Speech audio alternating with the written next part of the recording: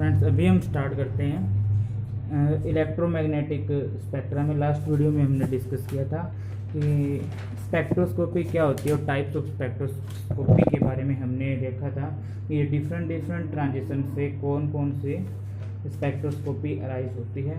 तो अभी हम स्टार्ट कर रहे हैं इलेक्ट्रोमैग्नेटिक स्पेक्ट्रा। तो लास्ट वीडियो में मैंने इलेक्ट्रोमैग्नेटिक वेव्स के बारे में डिस्कस किया था। इलेक्ट्रोमैग्नेटिक वेव्स की जो वेवलेंथ, लास्ट जहाँ पे हमने ख़त्म किया था वीडियो, वो वेवलेंथ और फ्रीक्वेंसी वगैरह जो ये सारी टर्म्स थी वो मैंने डिस्कस की थी कि वेवलेंथ फ्रीक्वेंसीज क्या होती है। सो अभी हम देखते हैं कि इलेक्ट्रोमैग्नेटिक स्पेक्ट्रा क्या है एक्चुअल में। कि जो डिफरेंट रेडिएशंस होती है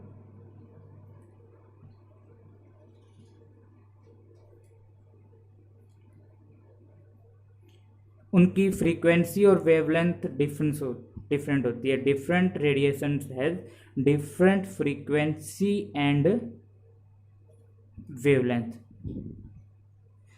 अगर हम रेडिएशंस को एक पर्टिकुलर पैटर्न के अंदर अरेंज करें, उनके आइदर वेवलेंथ और फ्रीक्वेंसी, तो जो उस पैटर्न को हम बोलते हैं इलेक्ट्रोमैग्नेटिक स्पेक्ट्रा। यानी कि ये क्या हो गया एक तरीके से कि इट अरेंजमेंट होता है किसका, arrangement of waves according to their wavelength और फ्रीक्वेंसी। सो जो मेन ये है, यहाँ से हमने ये इलेक्ट्रोमैग्नेटिक स्पेक्ट्रा है जो मैंने यहाँ बनाया हुआ है। इसमें हमें बेसिकली ज़्यादा चीज़ें नहीं ध्यान रखनी होती, सिर्फ एक जो इनका ऑर्डर होता है कि एक पैटर्न किस ऑर्डर में, एक सबसे कम वेवलेंथ है वो किसकी होती है, सबसे ज़्यादा किसकी होती है, या फिर फ्रीक्वेंसी के टर्म्स में हमें याद रखना। तो ये मैंने इलेक्ट्रोमैग्नेटिक स्पेक्ट्रा बनाया हुआ है यहाँ पे।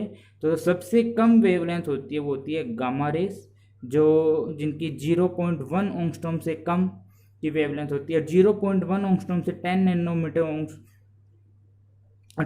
नैनोमीटर तक की जो रेडिएशन आती है वो होती है एक्सरे। और इसके बाद अपना जो 10 नैनोमीटर से जो 400 नैनोमीटर तक का रीजन होता है वो यूवी रेस का होता है। यूवी मीन्स अल्ट्रा वायलेट जो रेज होती है वो चीज़ें। तो और यूवी रीजन होता है वो बेसिकली कौन सी स्पेक्ट्रोस्कोपी के लिए होता है, इलेक्ट्रॉनिक जो स्पेक्ट्रोस्कोपी होती है वो इलेक्ट्रॉनिक ट्रांजिशन है वो यूवी रीजन्स के अंदर आती है। फिर इसके बाद जो ये अपना विजिबल रीजन होता है वो 400 नैनोमीटर से 700 नैनोमीटर तक की रेंज का होता है, जहाँ पे सबसे पहला जो स्टार्टअप होता है वो इसका वॉयलेट कलर होता है। फिर इसके बाद इसका जो आता है लास्ट होता है वो रेड होता है। ये रेड 700 नैनोमीटर पे आता है और जो वॉयलेट है वो आपका 400 नैनो।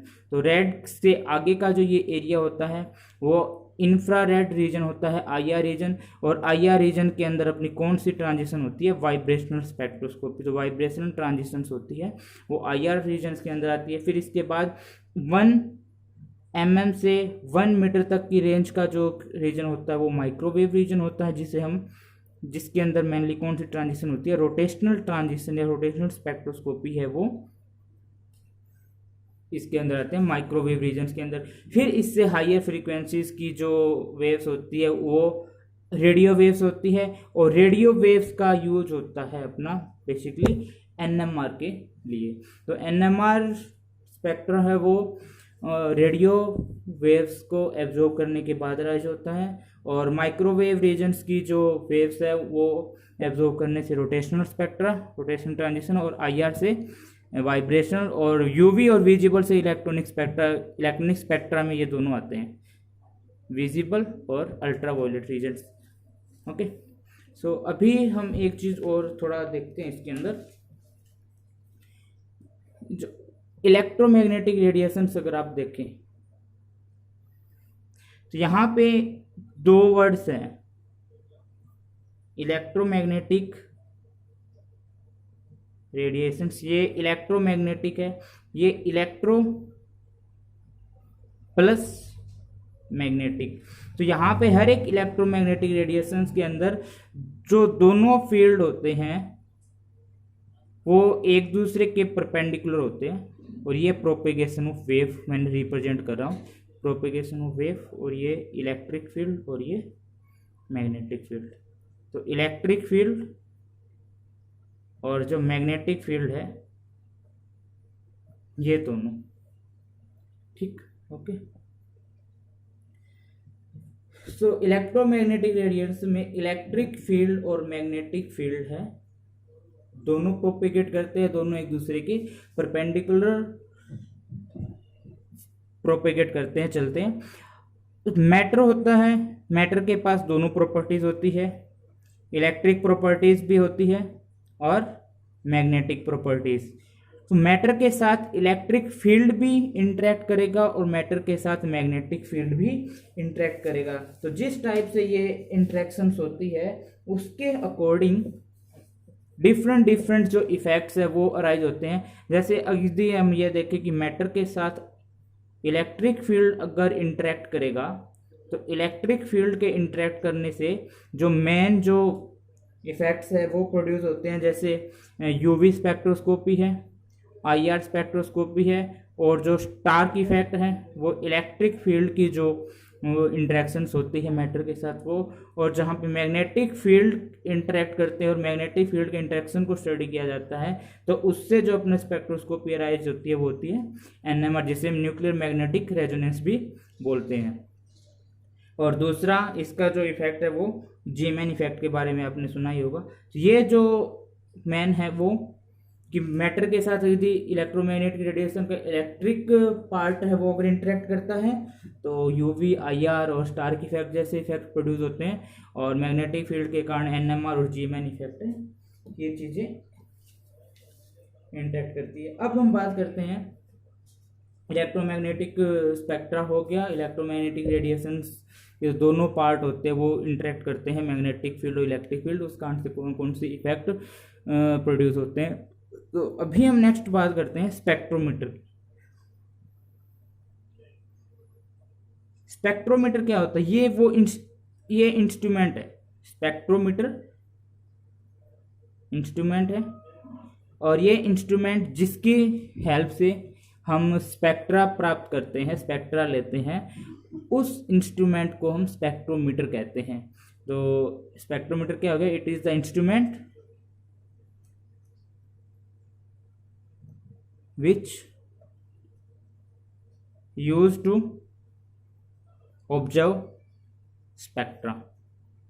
तो स्पेक्ट्रा को ऑब्जर्व करने के लिए जो इंस्ट्रूमेंट होता है उसे हम स्पेक्ट्रोमीटर कहते हैं। और स्पेक्ट्रोमीटर के अंदर कई चीज़ें होती हैं, ये जैसे हम देखते हैं सबसे पहले इसका जो रे डायग्राम है वो इस तरीके से इंस्ट्रूमेंट होता है कि एक सबसे पहले एक सोर्स होता है, ये सोर्स लेते हैं, ये जो सोर्स होता है ये सोर्स सबसे पहले एक डिफरेंट टाइप की जो रेडिएशंस है वो एमिट करने के लिए हम इस सोर्स को यूज करते हैं। डिफरेंट टाइप की, जैसे हमें अगर यूवी स्पेक्ट्रोस्कोपी चाहिए तो हम ऐसा इंस्ट्रूमेंट लेंगे जो यूवी रेडिएशंस को एमिट करता हो। यदि आईआर चाहिए तो ऐसा लेंगे जो आईआर रीजन्स की जो रेडिएशंस है वो एमिट करता हो। तो सोर्स सबसे पहले अपना सोर्स होता है, और जो मेन जो सोर्स है अपना, जैसे सोर्स के अंदर अगर हम देखूं तो जैसे विजिबल रीजन्स की जो रेडिएशंस है वो एमिट करने के लिए टंगस्टन फिलामेंट यूज किया जाता है। और मेनली और यूवी रीजन्स की जो रेडिएशंस है उनको एमिशन के लिए हाइड्रोजन डिस्चार्ज लैंप जैसा सोर्स यूज किया जाता है। और माइक्रोवेव जनरेट करने के लिए हम कोई सेमीकंडक्टर डायोड होता है जिसे गन डायोड के नाम से जाना जाता है, और का यूज होता है। तो यूवी विजिबल, यूवी और माइक्रोवेव रीजन्स के लिए हम इनका यूज करते हैं। ये एग्जांपल हो गया, जैसे इस टाइप के डिफरेंट डिफरेंट सोर्सेज हैं, वो डिफरेंट रेडिएशंस को एमिट करने के लिए यूज किया जाता है। अब सोर्स के बाद हम देखते हैं जिस सैंपल का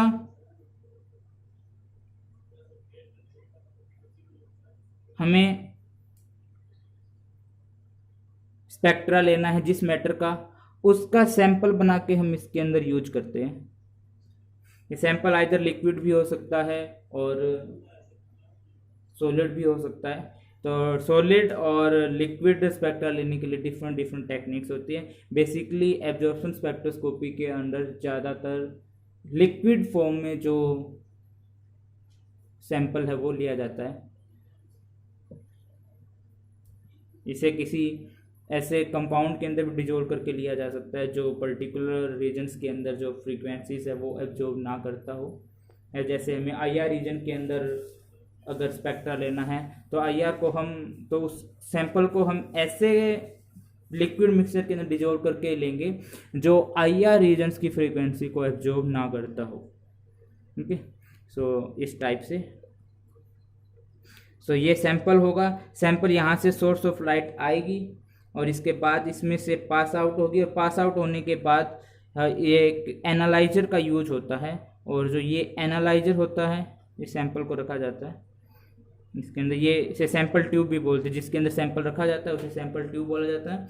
और फिर इसको एक एनालाइजर के थ्रू पास किया जाता है। एनालाइजर का क्या काम होता है कि एनालाइजर जो रेडिएशन निकलती है इनकी डायरेक्शन डिफरेंट डायरेक्शन होती है, डिफरेंट फ्रीक्वेंसीज भी हो सकती है, तो इनको एक सेम रैंडम डायरेक्शन देने के लिए एनालाइजर का यूज होता है। और एनालाइजर के बाद से इसे एक डिटेक्टर के थ्रू पास किया जाता है। और डिटेक्टर का काम क्या होता है, जो यहाँ से रेडिएशंस आती है उन रेडिएशंस को इलेक्ट्रिकल सिग्नल के अंदर कन्वर्ट किया जाता है डिटेक्टर के थ्रू, और डिटेक्टर के थ्रू इसे इलेक्ट्रिकल सिग्नल में कन्वर्ट करने के बाद इसे रिकॉर्डर के ऊपर किसी ग्राफ के रूप में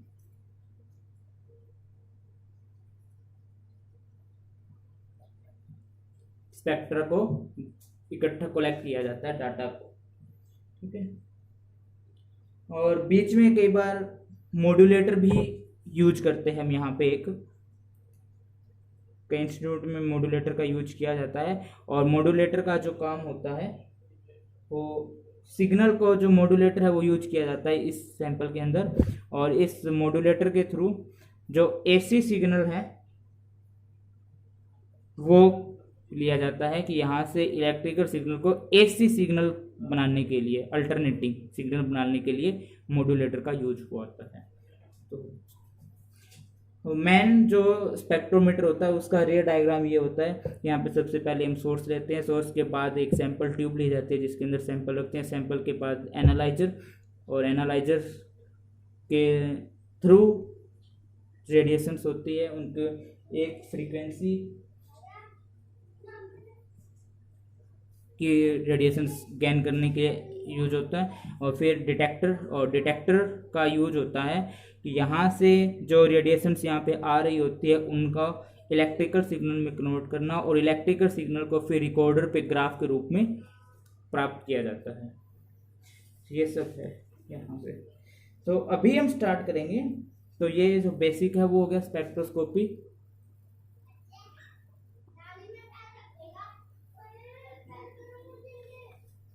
ठीक है, तो इसके बाद हम जो अपना सबसे पहला टॉपिक है IR स्पेक्ट्रोस्कोपी, उसकी तरफ बढ़ते हैं कि IR स्पेक्ट्रोस्कोपी